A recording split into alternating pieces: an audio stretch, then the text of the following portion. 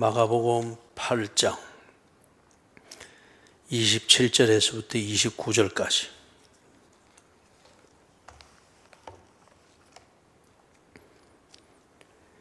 예수와 제자들이 빌립보 가이사랴 여러 마을로 나가실새 길에서 제자들에게 물어 이르시되 사람들이 나를 누구라고 하느냐? 제자들이 여짜와 이르되 세례 요한이라 하고 더러는 엘리야라, 더러는 선지자 중의 하나라 하나이다. 또 물으시되 너희는 나를 누구라 하느냐? 베드로가 대답하여 이르되 주는 그리스도 신이이다. 29절까지입니다. 가이사랴 빌립보 가이사랴, 이렇게 도시 이름이 지금 소개되고 있는데, 지금 예수님과 예수님의 제자들이 지금 이 도시에 들어갔습니다. 가나안 땅 북쪽, 다시 말해서 갈릴리 그 바다의 북쪽 지역에 있습니다.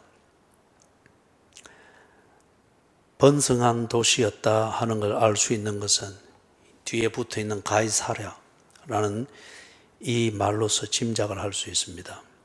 그래서 왜 이 도시를 빌립보 가이사랴라고 부르는가? 이거는 이 도시가 로마 황제의 그 명칭 중에 하나가 가이사입니다.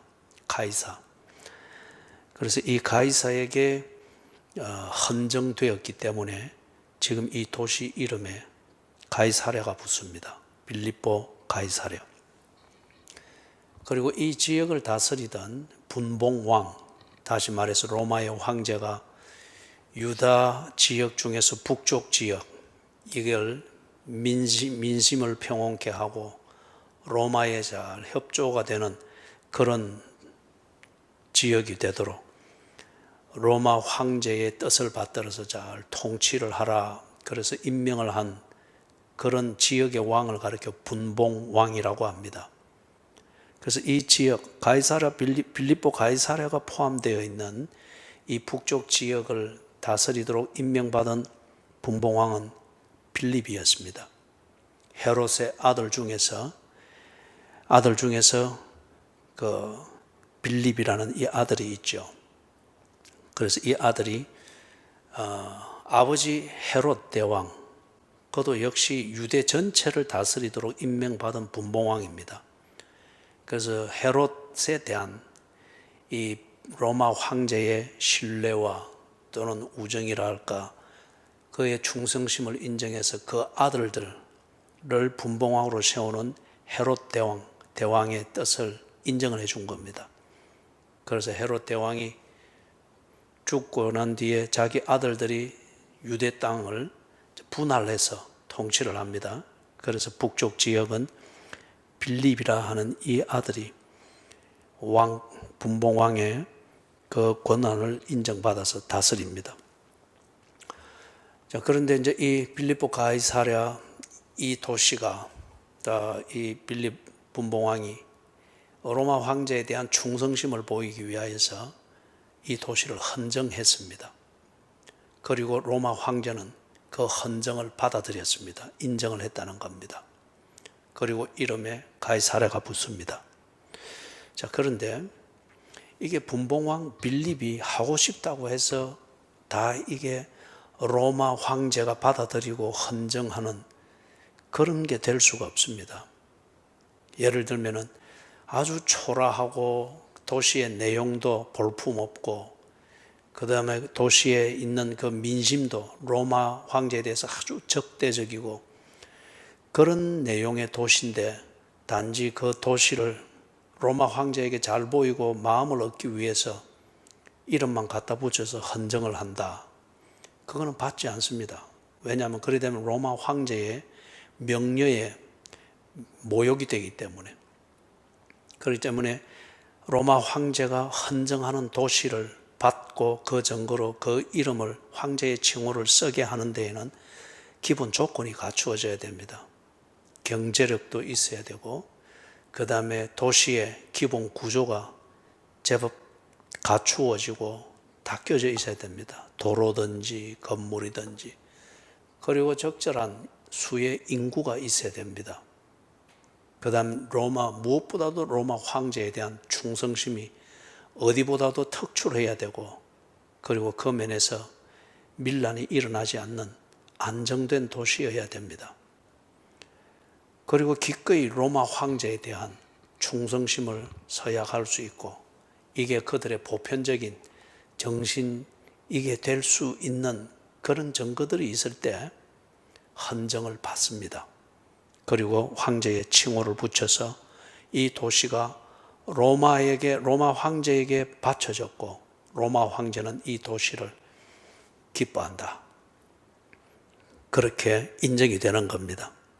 자, 그러면 다른 말로 하면은 이 빌립보 가이사랴라는 도시는 철저하게 황제를 숭배하는 로마의 그 법에 아주 충실한 그런 도시인 것을 알 수 있습니다. 그리고 이 도시에서 생존을 해 나가는 그 기본 구조는 이런 로마 황제를 숭배하고 그것 중심으로 만들어지는 문화, 경제활동, 종교, 이게 안 되면은 그 도시에서는 자리를 잡을 수가 없고 신분 상승이 될 수 없는 그런 환경인 것을 대번에 우리가 짐작을 할 수가 있습니다. 그렇기 때문에 이 도시에서 정상적으로 살고 소위 말해서 또 신분 상승과 함께 출세를 추구하려고 하면은 이 도시의 기본 정신이자 기본 문화적 구조인 로마 황제를 숭배하는 것, 이것에 있어서 의심이 없어야 됩니다. 그런 면에서 의심을 받는 사람이 되어서는 안 되지요. 자, 여기에 지금 예수님이 자기 제자들과 함께 이제 들어갔습니다. 행로를 따라서. 바로 그 앞에서는 예수님께서 눈먼 소경을 고쳤죠. 그런 다음에 행로를 이어가면서 지금 여기 빌립보 가이사랴에 들어갔습니다. 자, 여기서 제자들에게 두 가지의 질문을 하는데, 첫 번째 질문은 사람들이 예수를 누구라 하는지, 사람들이 예수를 어떤 사람으로 알고 있는지, 그것을 제자들에게 물어봅니다. 그래서 27절 마지막에 보니 사람들이 나를 누구라고 하느냐.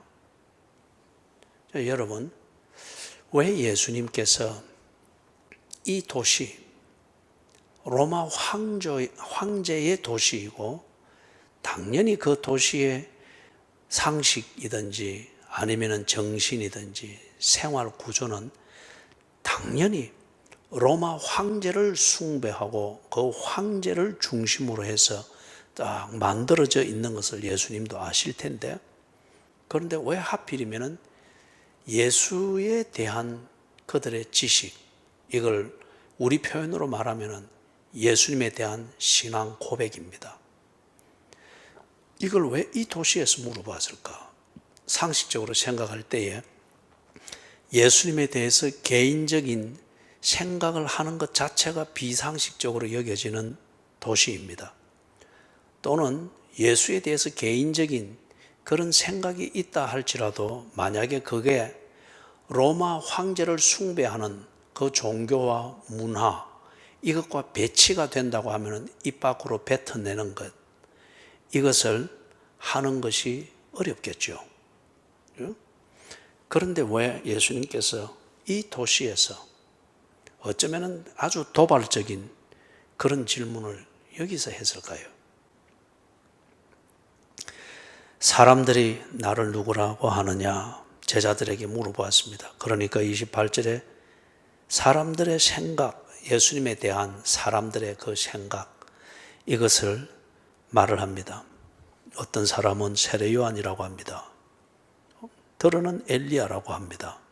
또 들어는 선지자 중, 여기서 선지자는 뭐 평범한 선지자이기보다는 이 유대인들이 잘 알고 있는 그런 선지자들이겠죠. 예를 들면 하박국이든지 호세아, 이런 이름 있는 선지자들, 그와 같은 선지자 중에 한 명이라고 하나이다. 사람들의 여론입니다. 자, 여러분, 이렇게 이야기가 되어 사람들이 예수를 이렇게 알고 예수님을 이렇게 존경하고 대하는 것, 이것은 빌립보 가이사라의 법, 문화, 황제 숭배의 종교, 이것에 위배되는 것은 아닙니다. 왜냐하면 엘리야든지 또는 세례 요한이든지 선지자든지 이들은 숭배를 받아야 될 신이 아니거든요. 위대한 인물이지만은, 그리고 엄청난 영향력을 행사하는 그런 인물이지만은 숭배를 받아야 될 신이 아니고, 그리고 유대인들은 결코 이런 사람들에게 예배하지 아니했습니다. 로마 황제도 이것을 알고 있습니다. 그래서 숭배할 신이 로마 황제 외에 다른 게 없다고 하면은 그건 로마 법에 크게 문제될 게 아닙니다. 예수에 대해서 안전한 고백이죠. 그리고 나름대로 한편 위대한 모델이 될 만한, 롤 모델이 될 만한 위인 하나를 마음속에 간직하고 그의 사상과 그의 지혜를 배우면서, 그리고 아주 경제적으로 번성해 있는 여기에서 자신의 신분 상승과 출세를 위하여서 그렇게 힘을 쓰는 것, 그럴 때에 자기를 관리하고 그 다음에 자신의 생활에 용기를 불어넣고 스스로 동기부여를 만드는 데 있어서 이런 롤 모델이 되는 위인 또는 그의 사상, 그의 지혜를 간직하고 있다고 하는 것은 사람들에게 도움이 되겠죠. 크게 문제될 게 없습니다. 그럼 결과적으로 말하면 뭡니까? 사람들이 예수님을 그동안 본 사람도 있고 소문을 들은 사람도 있고, 그리고 예수님으로부터 직접 설교를 듣거나 가르침을 들었던 사람들도 분명히 있을 겁니다. 그리고 소문에 대해서 아주 관심 있게 새겨 들었던 사람들도 있을 겁니다. 그런 듣고 보고 또는 소문을 통해서 경험을 하게 된 이 예수에 대한 그들의 결론은 좋은 수단으로 삼았다는 겁니다. 빌립보 가이사라에서 보다 경쟁력 있는 삶을 살고 보다 안전한 그 삶을 보장할 수 있는 그런 수단으로서 나름대로 자신들이 예수를 선택한 겁니다. 예배의 대상이 아닙니다. 자기가 이용할 수 있는 수단입니다. 경배와 숭배의 대상, 나의 주인으로서 예수를 이해를 한 게 아닙니다. 내가 아주 필요할 때에 최종적으로라도 기대할 수 있고 의지할 수 있는 그런 수단으로서 예수를 그렇게 이해를 했습니다. 그리고 그 정도의 차원에서 인정을 하고 있습니다. 29절에서 예수님께서 제자들에게 두 번째 질문을 합니다. 너희는 나를 누구라 하느냐? 너희는 나를 누구라 하느냐? 이게 어쩌면 예수님의 하고자 하는 질문입니다. 첫 번째는 환경이 빌립보 가이사라입니다. 더 거슬러 올라가면은 많은 사람들 또는 다양한 환경에서 예수를 만나고 경험했던 제자들이죠. 그런 가운데에서 그들이 예수에 대해서 가지는 생각이 있었을 겁니다. 그 다음에 좀 더 좁혀져서 예수에 대해서 생각하는 것이 전혀 자연스럽지 아니하고 비상식적으로 여겨지기까지도 할 수 있는 그런 환경, 빌립보 가이사라에 왔습니다. 여기에서 제자들이 예수에 대해서 가지는 자신들의 생각이 있을 수 있겠죠. 그 다음 세 번째는 보다 더 밀접하게 좁혀져서 예수에 대한 여론이면 여론이고 어떤 대중적인 지식이면 지식이고 개인적인 생각이 없어도 여론을 따라가거나 대중적인 그 생각에 묻어가면은 우선은 안전합니다. 지금 이 빌립보 가이사라에서 이 제자들이 대중이 예수를 어떻게 생각하는지, 예수에 대한 여론이 무엇인지 이것을 그들이 듣고 있습니다. 그러면은 이런 이질적인 도시, 이질적인 환경, 빌립보 가이사라에서 예수에 대해서 그들이 어떻게 적절히 처신할 수 있는가 찾을 수 있는 자료가 될 수가 있겠죠. 그런 다음 이제 보다 더 좁혀져서 예수님께서 이 제자들에게 묻습니다. 그런 환경들을 거치면서 네 나름대로 예수에 대해서 네 생각이 정리되고 그렇게 했을 때인데 그 생각이 무엇이냐? 너희는 나를 누구라 하느냐? 사람들의 생각과 같은 것이냐? 또는 빌립보 가이사라 여기서 통할 수 있고 전혀 불편함이 없을 수 있는 그런 생각이냐? 아니면은 여러 곳 여러 사람들을 만나면서 이럴 때는 이렇게 저럴 때는 저렇게 구름 흘러가듯 바람 불듯 그때그때 묻어서 흘러가면서 필요한 대로 처신하고 그때마다 그들이 예수를 경험했습니다. 그래서 그런 식으로 필요를 따라서 또 필요하게 여겨지는 그런 예수를 생각하느냐? 질문입니다. 너희는 나를 누구라 하느냐? 이때 베드로가 대답합니다. 주는 그리스도시니이다. 마태복음 16장에서는 주는 살아계신 하나님의 아들입니다. 그렇죠. 주는 그리스도시요 살아계신 하나님의 아들입니다. 보다 자세하게 되어 있습니다. 그래서 여기 주는 그리스도시니이다. 여기 주, 이것은 Lord, 주인의 그 의미이기보다는 바로 이 질문하고 있는 예수님을 지칭하는 그 어떤 대명사입니다.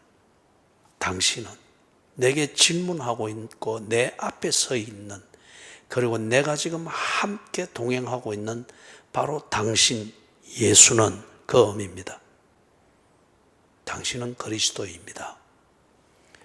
그리스도라는 이 말은 헬라어입니다. 그래서 이 그리스도, 헬라어로 그리스도라고 하는 이것은 구약에서 표현되어지던 메시아, 히브리어로 메시아라고 하는 이것을 헬라어로 번역한 겁니다. 메시아의 의미, 이스라엘이 메시아라 부르면서 그들이 대망했죠.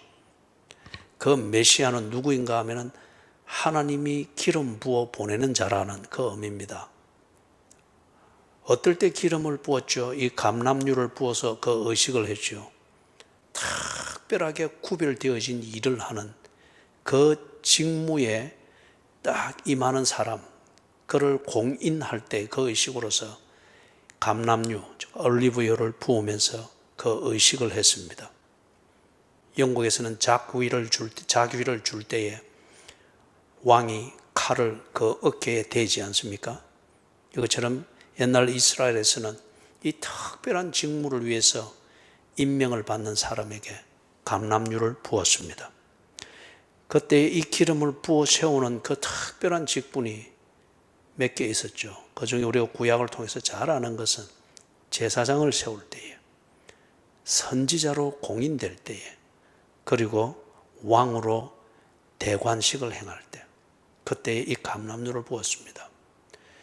그런데 이 메시아, 그들이 부르던 메시아는 누구인가? 하나님께서 보내시는 자인데 그가 오시면은 제사장이 하는 이 일과 선지자가 하는 일과 왕이 하는 이 일을 완성시킬 것이다. 다시 말해서 메시아를 통해서 하나님이 하시고자 하는 그 일을 지금 제사장, 선지자, 왕이라는 이 직무로 분할해서 이루어지고 있는데 불완전합니다. 메시아가 오시면은 이 세 가지 기능으로 분할되어서 하는 이 일을 그 메시아가 하실 것이며 완성시킬 것이라는 거죠. 하나님의 그 약속된 일을 완성시킬 것이다. 완성시키는 그 일의 결과물은 하나님의 백성들을 찾고 그 백성들을 구원하는 겁니다. 그리고 이것을 다른 성격으로 표현한 것이 하나님이 자기 백성을 다스리고 죄를 물리치는 하나님의 통치하심, 이 하나님 나라를 도래하고 가져온다는 겁니다. 그래서 이 메시아를 헬라어가 공용어처럼 쓰이고 일상용어처럼 쓰이는 그 시대에는 메시아라는 이 표현을 후세대가 잘 모르기 때문에 이걸 일상용어로 쓰이는 헬라어로 번역해서 썼습니다. 그게 크리스토스, 우리 음력으로 옮긴 게 그리스도, 그리고 그것을 영어로 소리 나는 대로 음력으로 옮긴 게 크라이스트. 그래서 이 그리스도입니다 하는 것은 당신은, 내게 이 질문을 하는 예수님 당신은 바로 그 메시아입니다. 하나님의 나라를 가지고 오신 분입니다. 하나님이 약속한 자기 백성을 찾아 구원하시는 이 약속을 완성하신 분입니다. 이 고백과 같습니다. 베드로가 이 자세한 신학적 의미를 알고 그리스도라는 용어를 썼는지는 모르지만은, 그러나 분명한 것은 베드로에게 있어서 그리스도는 남다른 분입니다. 사람들이 보는 그 관점, 그것처럼 베드로는 예수를 보지 아니했습니다. 어쩌면 그는 특별히 경험했고, 그리고 더 많이 알고, 그래서니 뭔가 신학적인 내용, 앞에서 설명했던 것 같은 자세하게 정리되어진 이론적 바탕에서 이 고백이 이루어졌는지는 모르겠으나, 분명한 것은 예수는 세례 요한이나 엘리야나 선지자와 같은 분이 아니라 그는 분명히 신적인 존재라는 겁니다.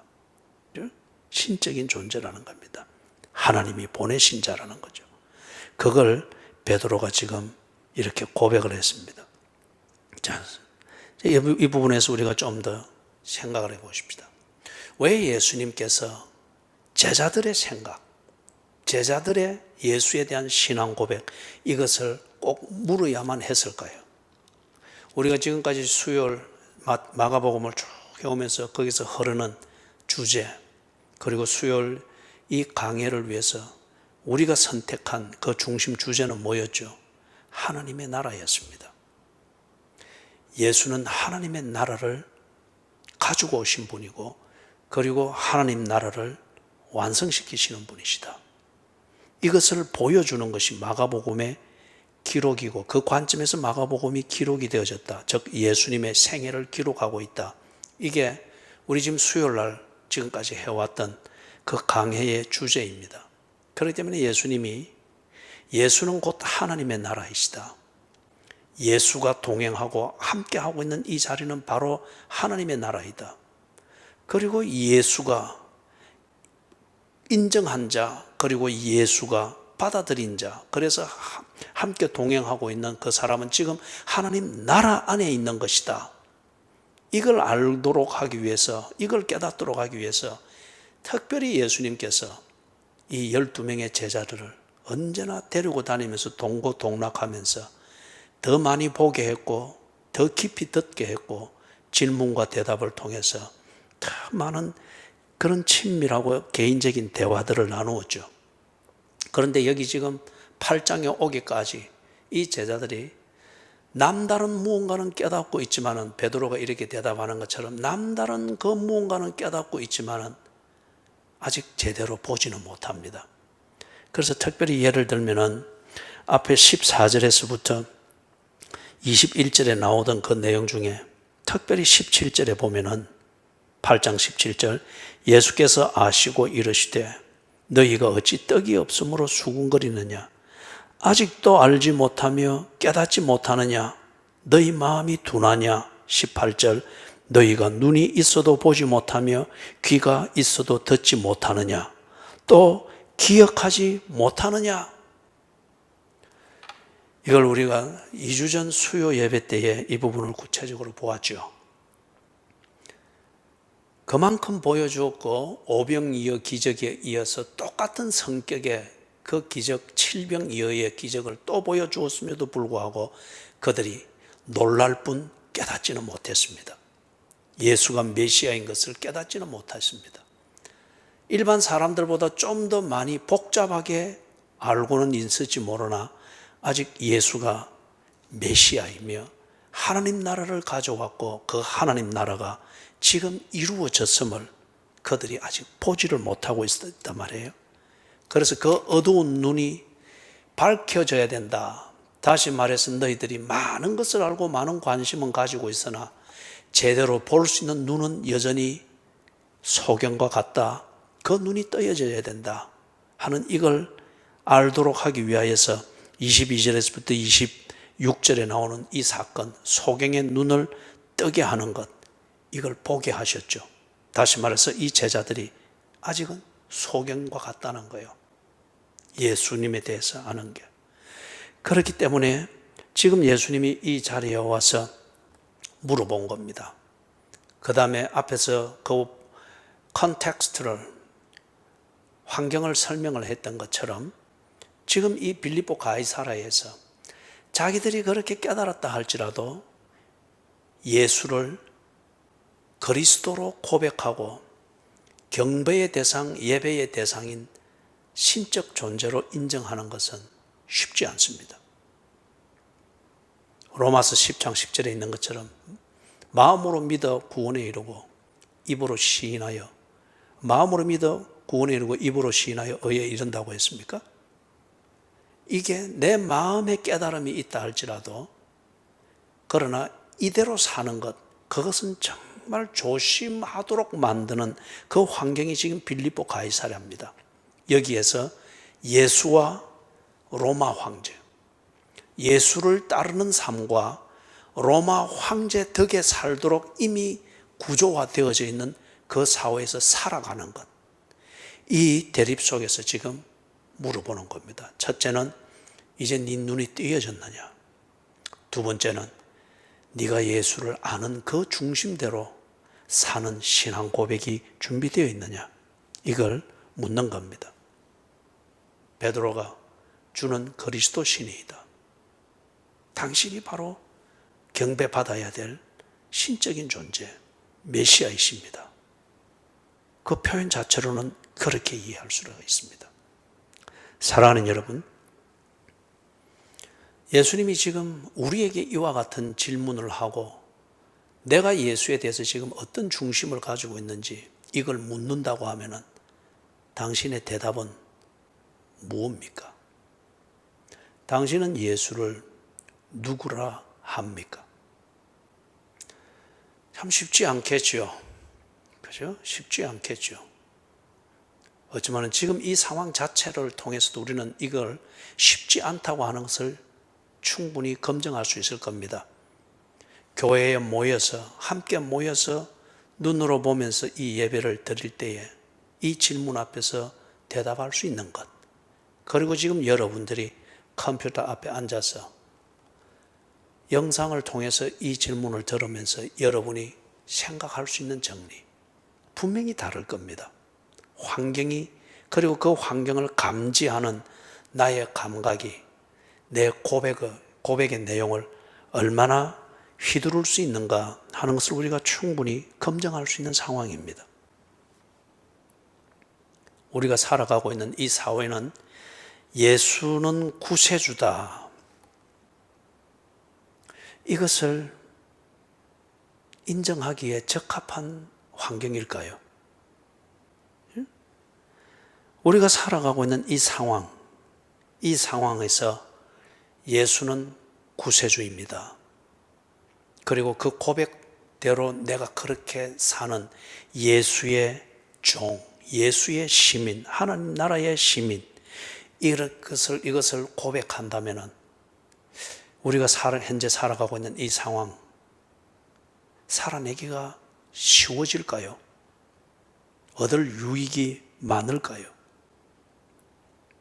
분명한 것은 우리가 살아가고 있는 이 사회는 보다 나은 그러한 삶, 보다 발전된 도시, 보다 편안하고 적게 일하고 많은 혜택을 누릴 수 있는 어떤 이런 것을 복지의 이름으로 추구를 하는, 이게 우리의 사고방식, 그리고 생활 패턴, 가치관, 이것을 지배하고 있습니다.